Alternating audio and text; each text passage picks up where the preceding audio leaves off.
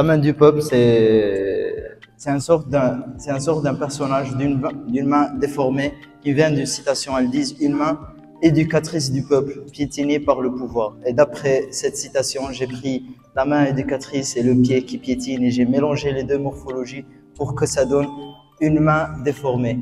Et cette main déformée, elle est pour objectif de illustrer la réalité de la vie moderne des peuples. Et à chaque fois, vous le voyez dans une situation pour essayer de traiter une problématique. Les œuvres en face de vous s'intitulent Les Insolentes. Ça a été réalisé dans un quartier populaire de Brazzaville, à Mongali. Et c'est pas un travail autour de la SAP comme beaucoup le pensent. C'est un travail autour des violences faites aux femmes. Parce que j'estime, et également d'après certaines recherches, que chaque objet du quotidien peut devenir un élément de violence. Donc une ceinture qui sert à serrer la taille peut devenir un élément pour étrangler. Une cravate qui sert à être beau dans une cérémonie peut également servir à une personne à étrangler une autre. Et c'est pareil pour le fil ou un ballon. Donc c'est un travail qui rend hommage aux femmes victimes de violences.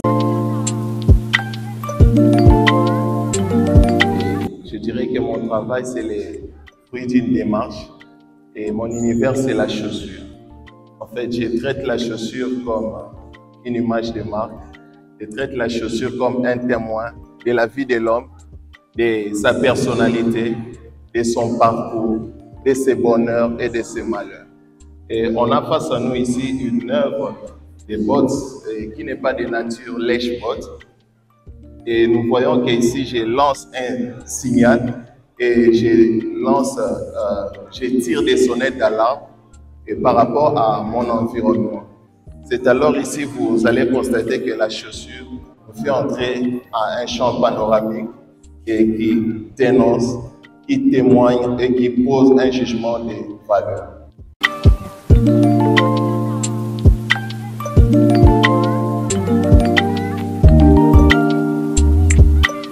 Ce que j'ai observé ici, ce n'est non pas un bric-à-brac, mais un mélange hétéroclite d'éléments un peu épars qui se parlent entre eux, évidemment qui rendent compte de la nature telle qu'elle est, de l'urgence climatique également, avec des SOS, des cris d'alarme qui sont lancés, mais également simplement la vie de tous les jours, c'est-à-dire l'homme avec sa psyché, l'homme avec ses difficultés, l'humain tel qu'il vit, quel est son rapport à l'environnement et quel est son rapport à l'autre.